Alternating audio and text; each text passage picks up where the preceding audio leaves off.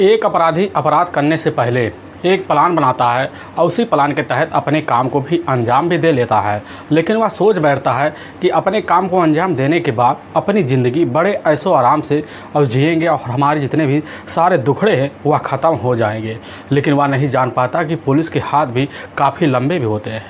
हो ना हो एक ना एक दिन पुलिस के हाथ उस अपराधी तक पहुँच ज़रूर जाते हैं। आज की घटना में सेम कुछ ऐसा ही हो जाता है कि एक अपराधी अपने काम को अंजाम देने के लिए बड़ा ही शातिर तरीका अपनाता है, लेकिन वह तरीका जो होता है बड़े ही शातिर तरीके से भी पकड़ा भी जाता है। लेकिन जब लोगों के सामने सच्चाई निकल के आता है तो इसे सुनने के बाद लोग भी एकदम दंग सा रह जाते कि आखिर एक इंसान इतना सादा ज़िंदगी जीने वाला यह कैसे हो सकता है। आखिर क्या था इस घटना में। इस घटना की आप पूरी तरह से सच्चाई जानने के लिए इस वीडियो को आप लास्ट तक जरूर देखिएगा। नमस्कार दोस्तों, मैं प्रदीप कुमार आपको इस स्टडी बाय चैनल पे मैं स्वागत करता हूं। दोस्तों आज की यह जो सच्ची घटना है, यह घटना सुनाने से पहले मैं आपसे एक छोटा सा रिक्वेस्ट करना चाहता हूं, क्योंकि आप अगर इस चैनल पर नए आए हुए हैं और पहली बार आए हुए हैं तो एक बार जाकर अपने इन्हीं प्यारे हाथों से आप इस चैनल को एक बार सब्सक्राइब के बटन पर जाकर क्लिक करिए, ताकि आज की जो वीडियो है काफ़ी लोगों तक भी पहुंच जा सके, क्योंकि वीडियो काफ़ी इम्पोर्टेंट होने वाला है और इसके लिए हम आपके तहे दिल से भी शुक्रगुजार रहेंगे। दोस्तों आज की जो सच्ची कहानी है, यह कहानी है उत्तर प्रदेश, और उत्तर प्रदेश का ज़िला लगता है मुरादाबाद और उसी का ही मझौला थाना पड़ता है और ठीक उसी का सिरकोई भुंड एक गाँव लगता है। उसी गांव में रहने वाला होता है अरविंद जो होता है मौके पर एक प्रॉपर्टी डीलिंग का काम भी करता है और उसकी वजह से उसका घर का जो पारिवारिक जो खर्चा होता है बड़े बेहतर तरीके से चल पाता था।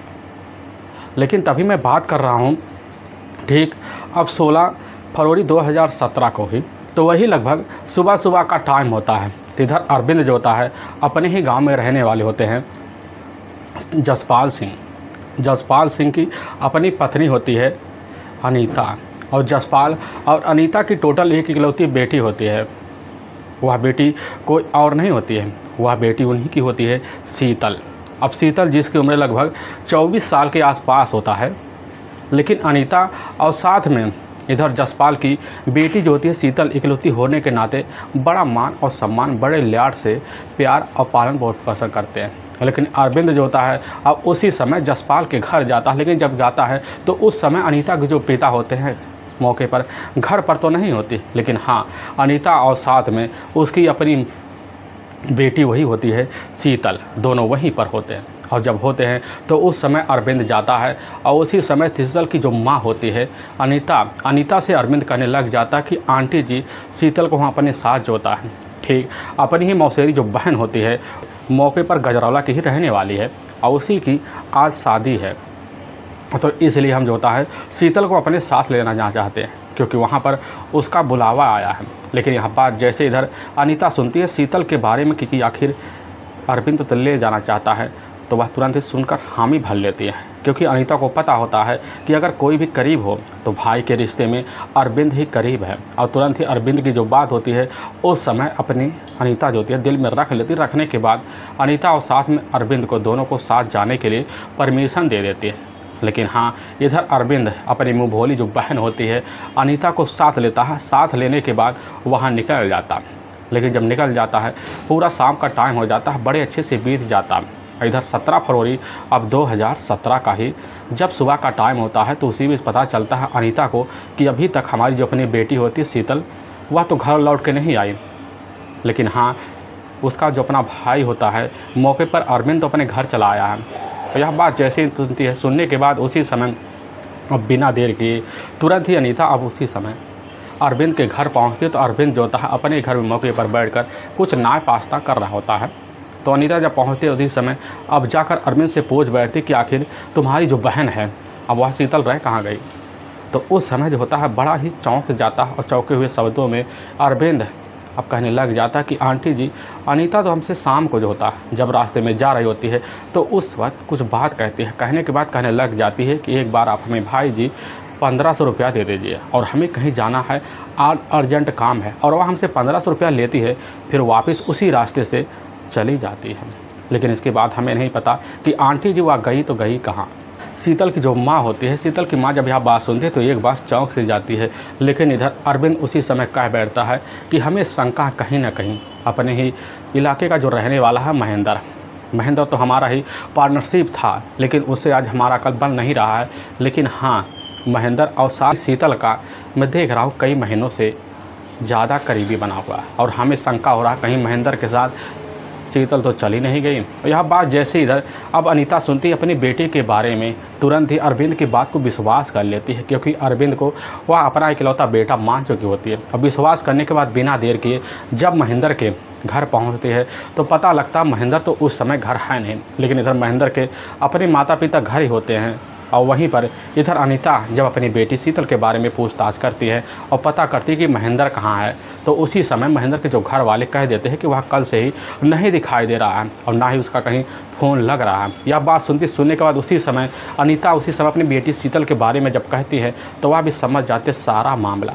ये असल में हमें पूरा यकीन हो गया है कहीं ना कहीं शीतल और साथ में इधर महेंद्र एक साथ तो बाहर निकले गए होंगे। लेकिन हाँ, अभी तो वह नादान है, अभी उनकी खुलने की जो उम्र है अभी यहीं पड़ी हुई है। हो सकता है कुछ दिन टहर बूर के शाम तक या कल तक वापस ज़रूर आ जाएंगे। यह बात सुनने के बाद उसी समय इधर शीतल की जो माँ होती है अनीता तो अपने घर चली आती है, लेकिन काफ़ी तलाशी करती है। लेकिन इधर महेंद्र का भी तलाशी किया जाता है, लेकिन ना इधर शीतल लौट के अपने घर आती है, ना इधर महेंद्र भी अपने घर लौट पाता है। ऐसे तलाशी करते करते पूरा शाम का जब वक्त होने लगता है तब भी इधर ना अनीता की बेटी होती है शीतल और ना महेंद्र आता है, जिसकी वजह से महेंद्र के घर परिवार वाले और साथ में अनीता भी परेशान हो जाती है। अब दूसरे दिन का सुबह का टाइम भी आ जाता है, लेकिन जब सुबह का टाइम हो जाता है तो उसी वक्त शीतल के जो पिता होते हैं जसपाल और अपनी पत्नी अनीता को साथ लेते हैं। साथ लेने के बाद अपना जो नज़दीकी पुलिस थाना होता है मझौला पहुँच जाते हैं। मझौला पहुंच जाने के बाद अब उसी समय महेंद्र के पिता भी होते हैं, तीनों जब जाते थाने में खड़े होते तो महेंद्र और साथ में शीतल के पूरी सच्चाई बता देते हैं, जिससे पुलिस को यकीन हो जाता है कि जरूर ये प्रेम का मामला है। अब मामला सुनकर उसी समय जो था पुलिस थाने की टीम अब महेंद्र और साथ में शीतल का गुमशुदगी का मुकदमा दर्ज कर लेती है और फ़ोटो लेकर मोबाइल नंबर लेकर इधर तीनों लोग को अपने घर वापस भेज देते। आने के बाद इधर महेंद्र के पिता और साथ में शीतल के जो माता पिता होते हैं वह अपनी बेटी शीतल की तलाशी करते हैं, लेकिन ना शीतल का ना इधर महेंद्र का कहीं अता पता चलता है। इधर परिवार वाले काफ़ी दुखी हो जाते हैं, यहाँ तक अपने रिश्तेदार के पास फ़ोन करते हैं, यहाँ तक अपने हित बिहारी के पास फ़ोन करते हैं, लेकिन कहीं पर भी शीतल का अता पता नहीं चलता है। ऐसे तलाशी करते करते लेकिन तभी 28 फरवरी 2017 का ही सुबह का टाइम होता है। इसी वक्त संभल जिला का ही एक असमौली कस्बा लगता है और उसी का गोगरपुर गांव पड़ता है। उसी गांव के रहने वाले होते हैं चेतन सिंह जो होते हैं सुबह अपने बाग में टहलने के लिए मौके पर निकल जाते हैं। लेकिन जब चेतन सिंह निकलते हैं तो उस समय देखते खुद उनके ही बाग में कुछ गांव के जो पालतू जानवर होते हैं वह जानवर मौके पर एक डेड बॉडी को काफ़ी बुरी तरह से नोच रहे होते हैं। और जैसे ही चेतन सिंह देखते हैं, नज़ारा देखने के बाद अपने गांव के लोगों को लेते हैं, लेने के बाद वहीं से अपने ही बाग पे जाते हैं। लोग देखिए तरह तरह के बातें करते हैं, लेकिन उसी में से एक व्यक्ति होता है जो तुरंत ही नज़दीकी पुलिस थाने असमौली में अब फ़ोन कर देता है। वहाँ के थाना प्रभारी खबर पाते हैं। खबर पाने के बाद उसी समय अपनी टीम को लेकर घटना पर पहुँचते हैं। हाँ, लेकिन जब पहुँचते हैं पूरा नज़ारा देखते हैं तो एक सा दंग सा रह जाता है, क्योंकि बगल में एक काफ़ी खाईनुमा गड्ढा होता है और मंजर देखकर दंग होना उनका एक स्वाभाविक रूप बन जाता है, क्योंकि जो डेड बॉडी होती है, डेड बॉडी कपड़े की वजह से पहचान हो जाता क्या है डेड बॉडी किसी युवती का है। डेड बॉडी का कुछ हिस्सा जो होता है पालतू जानवर के मुंह के हवाले लग चुका होता। लेकिन पुलिस की टीम उस समय जब जांच पड़ताल करती है, जांच पड़ताल करने के बाद जब शिनाख्त करना चाहती है तो शिनाख्त भी ढंग का नहीं हो पाता है। और इसीलिए पुलिस की टीम फ़ोटो खींचती है। फ़ोटो खींचने के बाद अपने जितने भी नज़दीकी थाने होते हैं, साथ में अस्पताल होते हैं, साथ में कुछ स्कूल होते हैं, सभी में उस फ़ोटो को सर्कुलेट करवा देती, ताकि जल्द से जल्द इस घोघरपुर जो गांव में मिला हुआ डेड बॉडी है या पुलिस के हाथ कहीं ना कहीं किसी तरह से भी शिनाख्त हो पाए। और पुलिस इसी फिराक में जब लग जाती है, लगने के बाद पुलिस की टीम बिना देर किए अब उसी समय उस डेड बॉडी का DNA सैंपल लेने के लिए एक प्रयोगशाला में भेजती है और साथ में डेड बॉडी को भी अपने नज़दीकी सरकारी अस्पताल में पोस्टमार्टम के लिए भेजवा देते हैं। लेकिन जब भिजवाती है पुलिस की जो टीम होती है, फ़ोटो को जब सर्कुलेट करती है, फ़ोटो जो था उस समय काफ़ी लोगों तक पहुंच जाता है। लेकिन इधर अनीता के कुछ अपने खास रिश्तेदार होते हैं जो संभल ज़िले के ही रहने वाले होते हैं। उन्हीं के सामने एक सुबह पेपर आता, उसी पेपर में जो फ़ोटो होता है और कपड़े होते हैं उसको देखकर अनीता के रिश्तेदार पहचान कर लेते हैं। अब इसकी सूचना फ़ोन के द्वारा इधर जो होता है, अब उसी समय बिना देर किए अनीता को फ़ोन के द्वारा दे देते हैं। लेकिन अनीता जैसी खबर पाती तुरंत ही अपने पति जसपाल को साथ लेती है।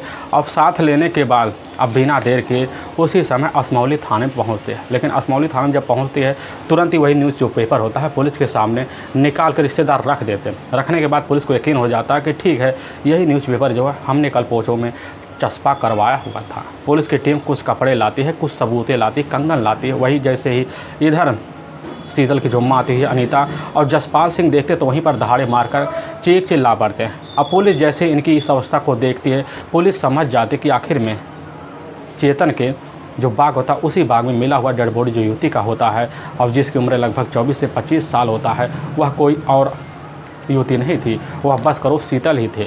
अब पुलिस को जब इस तरह के विश्वास हो जाता है, विश्वास होने के बाद पुलिस की जो टीम होती है उनसे कुछ पूछताछ करती है, उनको सद्भावना दिलाती है कि ठीक है, जो भी अपराधी होगा उसको जल्द से जल्द पकड़ा जाएगा। इधर जो होते हैं शीतल के अपने माता पिता अपने घर तो लौट आते हैं, लेकिन पुलिस की टीम जो होता है शीतल के हत्यारों को पकड़ने के लिए काफ़ी मेहनत करते हैं, लेकिन पुलिस के हथकंडे शीतल के हत्यारे नहीं लगते। लेकिन इधर दूसरी तरफ जब महेंद्र के ना घर आने की सूचना पुलिस को लगता है तो पुलिस भी काफ़ी हैरान लग जाती है कि आखिर हो सकता है कि महेंद्र ने इस घटना को अंजाम देकर कहीं शहर का रास्ता नहीं देख लिया। इसीलिए पुलिस की टीम दोबारा महेंद्र के घर जाती है। लेकिन महेंद्र के जब घर वालों का जो हालत होता है काफ़ी बद से बेहतर होता है, क्योंकि घर वालों को यकीन होने लगता है, मन में शंकाएँ होने लगता है कहीं ना कहीं हमारे बेटे के साथ कुछ अनहोनी तो नहीं होगा, क्योंकि उनके घर वालों को कभी भी महेंद्र से आज तक बात नहीं हुई थी। लेकिन महेंद्र के घर परिवार वालों के आंखों में नींद भी दूर भाग जाती है। तलाशी करते हैं लेकिन महेंद्र का कहीं अता पता नहीं चलता।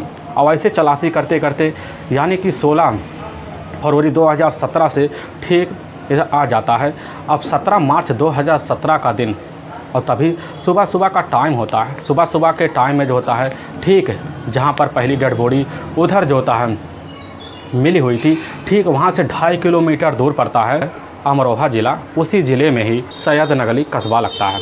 अब सैयद नगली का एक गांव लगता है ढांका गांव का साइड में एक बाग होता है, उसी बाग में मुख्तार अंसारी का इलाका लगता है। तो उसी इलाके में उनका जो बाग होता है उसी बाग में मौके में कुछ व्यक्ति जाते हैं। लेकिन वह व्यक्ति होते हैं तो उस समय नज़ारा तो देखते दंग से रह जाते हैं, क्योंकि जो गांव के जो पालतू जानवर होते हैं वह जानवर मौके पर एक डेड बॉडी को काफ़ी बुरी तरह से अपने मुंह पे लगा रहे होते हैं। वह व्यक्ति देता है, देखने के बाद गाँव के लोगों को इकट्ठा करता है। लेकिन उसी में से कुछ व्यक्ति होते हैं तुरंत ही अपने देखिए जो पुलिस थाना होता है अब सैयद नगली में फ़ोन कर देते हैं। लेकिन वहाँ के थाना प्रभारी खबर पाने के बाद तुरंत ही वहाँ उस बाग में पहुँच जाते हैं।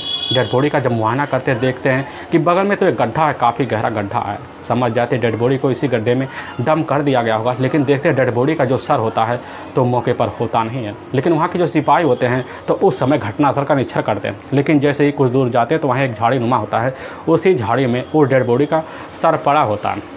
पुलिस की टीम जो होती है पूरे व्यवस्था को इकट्ठा करते हैं, जांच पड़ताल करते हैं। जांच पड़ताल करने के बाद तुरंत ही फ़ोटो खींचते हैं और उस फ़ोटो को सर्कुलेट करवा देते हैं। और साथ में वहाँ के जो थाना प्रभारी होते हैं उनको पूरी तरह से मालूम भी हो जाता है कि असल में ठीक इधर 16 फरवरी महेंद्र के जब माता पिता होते हैं मौके पर थाने पहुंचे हुए तो वहां उसका गुमशुदा का मुकदमा दर्ज करवाया गया होता है। पुलिस की टीम जैसे पता पाने के बाद बिना देर किए इस समय मझौला पुलिस थाने से संपर्क करती है। मझौला पुलिस थाने की जो टीम होती है महेंद्र के घर परिवार वालों को सूचना देती है। लेकिन जब देती है उसी समय महेंद्र के 3 भाई होते हैं और 3 भाई बिना देर के मझौला पुलिस थाने पहुँचते, वहाँ की टीम को साथ लेते हैं। साथ लेने के बाद इधर जो होता है सैयद नगली पुलिस थाने पहुँच जाते हैं। लेकिन जब सैयद नगली पुलिस थाने पहुँचते हैं तो वहाँ के थाना प्रभारी को साथ लेकर उस अस्पताल में जाते जहाँ पर डेड बॉडी पोस्टमार्टम के लिए भेजा गया था। लेकिन जब डेड बॉडी को दिखाया जाता है तीनों भाई देखकर महेंद्र को पहचान कर लेते हैं। पुलिस को भी यकीन हो जाता ठीक है यही महेंद्र है। और उसी समय पुलिस की टीम इधर तीनों भाई से को पूछताछ करती। पूछताछ करने के बाद पोस्टमार्टम होने के बाद पुलिस की टीम पोस्टमार्टम कर तीनों भाइयों को वह उस समय डेड बॉडी सौंप देती है। तीनों भाई डेड बॉडी पाते हैं। पाने के बाद जो होता है गांव के बाहर मौके पर धरना प्रदर्शन कर देते हैं। अस्पतालों के बाहर धरना प्रदर्शन करना भी शुरू कर देते हैं, जिसकी वजह से उस इलाके में अफरा तफरी मच जाती है। यहाँ तक कि चित्रकूट का जो रोड पर था उस रोड पर भी जाकर धरना दे देते हैं। शाम का 5 बजे से रात में 8 बज जाता है। उस समय मौके पर पूरे इलाके में जाम से लग जाता, जिसकी वजह से मौके पर वहाँ बड़े अधिकारी भी आते हैं, काफ़ी समझाते बुझाते हैं। लेकिन जब तीनों भाई समझ जाते हैं, समझने के बाद उस समय ले जाकर इधर महेंद्र के बॉडी को, डेड बॉडी को संस्कार कर देते हैं। और पुलिस की टीम सद्भावना देते हुए कहने लग जाती है कि जो भी हत्यारा होगा, हत्यारे को जल्द से जल्द पुलिस 5 दिन के अंदर अपनी कस्टडी में लेगी। इधर पुलिस की टीम तुरंत ही एक्शन में आती है। एक्शन में आने के बाद बिना देर किए सैयद नगली और साथ में असमौली पुलिस थाने की टीम और साथ में जहां पर मझौला पुलिस थाना पड़ता है, जिसमें इन दोनों का गुमशुदा का मुकदमा दर्ज करवाया था, तो मझौला पुलिस थाने की जो टीम होती है दोनों थानों को इंस्पेक्टर से कांटेक्ट करती है और तीनों टीम मिलकर अपने अपने राय जानकारी लेने के बाद पुलिस की टीम इस केस को जांच पड़ताल में लग जाती है। लेकिन पुलिस की टीम जो होती है सबसे पहले इधर अनीता के पास आती है। लेकिन अनीता से जब पता किया जाता तो पता लगता है कि अनीता की जो अपनी बेटी होती है शीतल, और शीतल जो होती ठीक 16 फरवरी 2017 को ही गांव का एक जाना माना बिल्डर होता है अरविंद के साथ जो होती है मौके पर शीतल तो निकली हुई थी, लेकिन वह दोबारा लौट के अरविंद के साथ घर वापस नहीं आती। लेकिन पुलिस जब पता पाने के बाद अरविंद के घर जाती, पता लगता तो है अरविंद उस समय से तो अपना घर छोड़कर फरार चल रहा है। अब पुलिस की जो शंका होता है पूरी तरह से यकीन में बदल जाता है। पुलिस की टीम बिना देर किए सबसे पहले इधर अरविंद की तलाशी करने की उसका मोबाइल नंबर जो होता है तुरंत ही सर्विलांस पर लगा देती है। और जब लगाती है तो पुलिस सबसे पहले इधर शीतल के मोबाइल नंबर का लास्ट लोकेशन और लास्ट डिटेल दिखा जाता है, तो पता चलता बस कोई और नहीं होता है, वह फ़ोन पे बात करने वाला बस यही होता है अरविंद। और इसीलिए पुलिस की टीम जो होती है अब इधर अरविंद की तलाशी करने के लिए कुछ खबरी लगाती ताकि जल्द जल्द अरविंद पुलिस की कस्टडी में आ सके। पुलिस की टीम काफ़ी मेहनत करती है, कुछ खबरी भी मेहनत करते हैं, उनका जो मेहनत होता है जल्द से जल्द इधर रंग भी ला जाता है। हाँ तभी ठीक अब 23 मार्च 2017 को कुछ मुखबिर होते हैं। उन्हें मुखबिरों के द्वारा पता चल जाता है कि इस समय जो होता है इधर अरविंद मुरादाबाद के ही CGM जो कोर्ट होता है उसी कोर्ट में जाकर इधर अरविंद ने सिलेंडर मार दिया है। पुलिस की टीम जैसे ही पता पाती बिना देर के उधर जाकर अरविंद को वहीं रिमांड पे लेती है। 2 दिन रिमांड लेकर जब उससे पूछताछ किया जाता है, पूछताछ में पूरी सच्चाई तो इधर जो होता है इधर शीतल और महेंद्र के बारे में तो आता है, लेकिन साथ में एक और हत्या का राज जब अरविंद खोलता है तो पुलिस चौंक से जाती है, क्योंकि आखिर 3 हत्या करने वाला जो व्यक्ति होता है बड़े आराम से अपनी ज़िंदगी कैसे जी रहा होता है। लेकिन हाँ, पुलिस के सामने जो सच्चाई अरविंद रखता है इसे सुनने के बाद लोगों का जो कलेजा होता है एकदम थर्रा सा जाता है। असल में अरविंद जो होता है अरविंद की एक अपनी बहन होती है और वह बहन होती है दुर्गेश। अब दुर्गेश की जो उम्र होती है लगभग वही 24 साल के आसपास होता है। लेकिन हाँ, दुर्गेश की खुद अपना एक बुटीक का दुकान होता है। उसी बुटीक की दुकान पे काम करने वाली होती है वह कोई और नहीं होती है, वह बेटी होती है अनीता का ही शीतल उसी दुकान पे जाकर काम किया करती थी और उसी की वजह से अनीता का जो पारिवारिक जो खर्चा होता है बेहतर तरीके ढंग से चल पाता था। बड़े आराम से अनीता के परिवार की ज़िंदगी चलने लग जाता। लेकिन इधर जो होता है अरविंद भी अपनी बहन जो होता है दुर्गेश की तरह ठीक शीतल को भी अपनी बहन मानता। जैसे दुर्गेश को दर्जा देता वैसे ठीक शीतल को भी दर्जा देता, मान सम्मान काफ़ी करता था। पर मौके पर शीतल जिस दुकान पे काम करती थी उसी की मालकिन जो होती है या दुर्गेश होती है, दुर्गेश जो होता है ठीक उसी के दुकान पर जब काम करते करते काफ़ी दिन हो जाते हैं, तो उसी बीच दुर्गेश का जो होता है अब इधर शीतल के घर भी आना जाना बन जाता। लेकिन आने जाने की वजह से जो होता है इधर शीतल का ही एक अपना दूर का रिश्तेदार होता है, सिर्फ कोई भूड़ का ही रहने वाला होता है महेंद्र। और महेंद्र का जो उम्र होता है लगभग वही 28 साल के आसपास होता है। लेकिन महेंद्र की जो दोस्ती होती है धीरे धीरे जाकर इधर अरविंद से हो जाती है और अरविंद के साथ मिलकर मौके पर पार्टनरशिप करना शुरू कर देता। लेकिन जब करने लग जाता पैसे अच्छे आ लगते हैं, आने की वजह से महेंद्र का जो पारिवारिक जो खर्चा होता है बड़े बेहतर तरीके ढंग से चलना लग जाता। इधर महेंद्र का भी अब अरविंद के घर आना जाना बन जाता। आने जाने की वजह से अरविंद की जो अपनी मुँह बोली बहन होती है दुर्गेश देखने में काफ़ी खूबसूरत होती है। लेकिन इधर महेंद्र की जो नज़र होता है जैसे दुर्गेश ऊपर पड़ती है, पड़ने के बाद एक ही नज़र में खूबसूरती का दीवाना हो जाता है। होने के बाद दुर्गेश इतना करीबी बना लेता है कि उसका मोबाइल नंबर लेता है। लेने के बाद इधर महेंद्र अब दुर्गेश से आए दिन फ़ोन पे बात करना शुरू कर देता, जिसकी वजह से दुर्गेश भी अब महेंद्र के करीब आ जाती है। आने की वजह से मौका निकाल कर इधर दुर्गेश अब महेंद्र के साथ घूमना फिरना चालू कर देते हैं। कभी होटल में, कभी मॉल में जाकर अपना टाइम स्पेंड करने लग जाते हैं। लेकिन स्पेंड करते करते जैसे कुछ महीने वक्त बीतते हैं तो इसी बीच इसकी जो खबर होती है यह जाकर अरविंद को लग जाता है। लेकिन अरविंद अपनी बहन के बारे में ऐसे कारनामे सच्चाई जानता है। जानने के बाद एक साथ दंग सा रह जाता है और अपनी बहन दुर्गेश और साथ में महेंद्र को काफ़ी समझाता बुझाता है। लेकिन जब समझाता बुझाता है तो इधर जो था प्रॉपर्टी डीलिंग के जो काम होता है, काम उस समय दोनों के बीच ढीला पड़ जाता है, क्योंकि दरारें स्वाभाविक होते हैं। दरारें की वजह से दूरी बन जाती है। लेकिन चोरी छुपे जो होती है दुर्गेश अब जाकर महेंद्र से भी मिलने लग जाती है। दोनों अपना टाइम स्पेंड करते हैं। लेकिन इसकी जो खबर होता है दोबारा जाकर एकाएक अरविंद को लग जाता है। लेकिन जब अरविंद को लगता है तो अपने परिवार वालों से बात कर कर दुर्गेश की जो शादी होती है अपने दूर के रिश्तेदार के यहाँ करवाने के बाद दुर्गेश तो अपने ससुराल तो जाती है, लेकिन वहाँ कुछ दिन रहती है। कुछ दिन रहने के बाद अपने पति से झगड़े झगड़ा इतना करती है, करने की वजह से अपने घर हमेशा के लिए अपने मायके में रह जाती है। जिसकी वजह से उसका जो पति होता है तो उस समय तो आता मना दाना के फिर ले जाता है। लेकिन जब उसके जो पति होते हैं सच्चाई के बारे में जानता है कि असल में महेंद्र और साथ में दुर्गेश का प्रेम संबंध चल रहा है, चलने की वजह जानकर वह जो होता है उसका पति खुद उसको तलाक दे बैठता है। जिसकी वजह से इधर हमेशा के लिए दुर्गेश अपने मायके में रह जाती है। लेकिन उसका जो अपना भाई होता है अरविंद काफ़ी कड़ा पहरा लगा देता है और लगाने की वजह से घर में मिलना दुश्वार हो जाए। लेकिन दोबारा मौका निकाल कर दुर्गेश जो होती है महेंद्र से मिलना जुलना जारी कर देते हैं। लेकिन जब जारी कर दे दूसरी बार पता लगता है तो अरविंद जो होता है एकदम दंग सा रह जाता है। अपनी बहन और महेंद्र को काफ़ी समझाता बुझाता है, लेकिन महेंद्र से बेतुड़ाक बात कर देता है। जिसकी वजह से महेंद्र भी गुस्सा हो जाता है और उस समय जो होता है घर आना भी बंद कर देता है। लेकिन इधर जो होता है अरविंद काफ़ी ज़्यादा परेशान हो जाता है। तभी एक दिन इधर अपने घर में होता है, अपनी बहन को फ़ोन पे बात करते हुए अरविंद देख लेता है। तो उसी समय फ़ोन लेता है। लेने के बाद तुरंत ही उसी समय दुर्गेश का अरविंद गला दबाकर हत्या कर देता है। हत्या करने के बाद उसी समय उसके डेड बॉडी को ले जाकर सिरकोई भूड़ का ही जो रेलवे लाइन पड़ता है उसी रेलवे लाइन पे ले जाकर अपनी बहन होता है दुर्गेश के बॉडी को डंप कर देता है। लेकिन जैसे ही मौके पर ट्रेन आती है तो जो होता है डेड बॉडी का जो हालत बस से बेहतर हो जाता है। तब उसी समय इसकी जो सूचना होती है मझौला पुलिस थाने को लग जाती है। मझौला पुलिस थाने की जो टीम होती है वो डेड बॉडी को अपने कस्टडी में लेती है। लेने के बाद जब जांच पड़ताल करती है पुलिस की जो टीम होती है डेड बॉडी का यानी कि दुर्गेश की बॉडी को आत्महत्या मानकर फाइल को बंद कर देती है। इधर बड़े आराम से अपनी जो ज़िंदगी होता है जीने के लिए अरविंद तो निकल पड़ता है। लेकिन उस समय जो होता है वह समझ जाता है कि इसका जो कारण है खुद महेंद्र बन रहा है। तो उसी समय एक खतरनाक प्लान बनाता है। उसी प्लान के तहत जो होता है ठीक महेंद्र को भी अपने रास्ते से हटाने के लिए लग जाता है। और उसी प्लान के तहत उसको भी पता चल जाता है कि ठीक है असल में हमारी जो मुँह भोली बहन है वह शीतल का ही गांव का रहने वाला होता है रवि।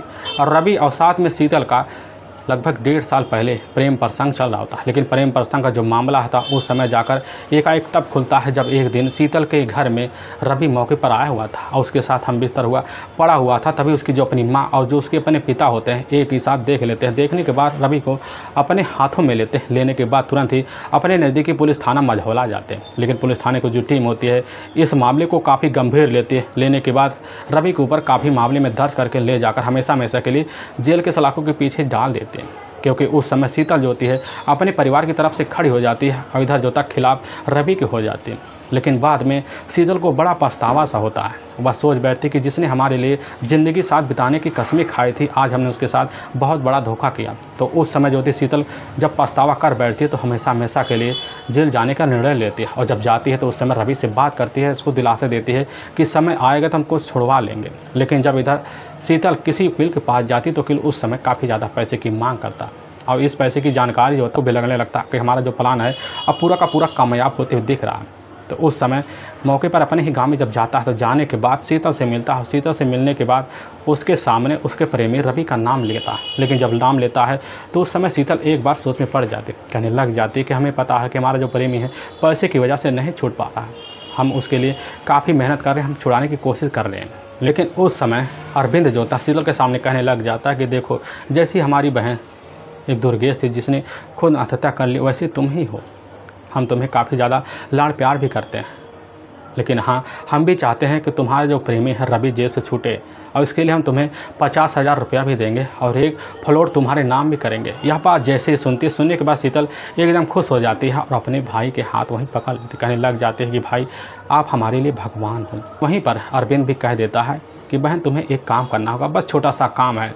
वह सुनती कहने लग जाती कि बताओ क्या काम। वह कहने लग जाता कि देखो हम जानते हैं कि महेंद्र से तुम्हारा बहुत करीबी बन चुका है, लेकिन हमारी बहन की आत्महत्या के बाद महेंद्र से हमारा जो था तोड़ मोड़ हो गया है, और इसीलिए हम चाहते हैं कि महेंद्र से हम हमारा दोबारा मुलाकात कराओ। क्योंकि महेंद्र जो होता है, हमने जहाँ पर नया प्रॉपर्टी डीलिंग किया था वहाँ का जो ठेकेदार होता है मौके पर, उससे हमारा कुछ लफड़ा हो गया है। हमें पता चला कि इसमें महेंद्र लफड़ा कराने का कारण बन रहा है, और हम चाहते हैं कि महेंद्र से मिले और कुशीनगर में जाकर मिले, और वहीं मिलेंगे तो उसको साथ हम कुछ समझौता करेंगे, और समझौता कराने के लिए तुम हमें उसके साथ कुशीनगर में मिलाओगे। यह बात जैसे सुनती है शीतल एकदम खुश कहने लग जाती, भाई बस ठीक है, इतना सा बात हम क्यों नहीं करवा देंगे।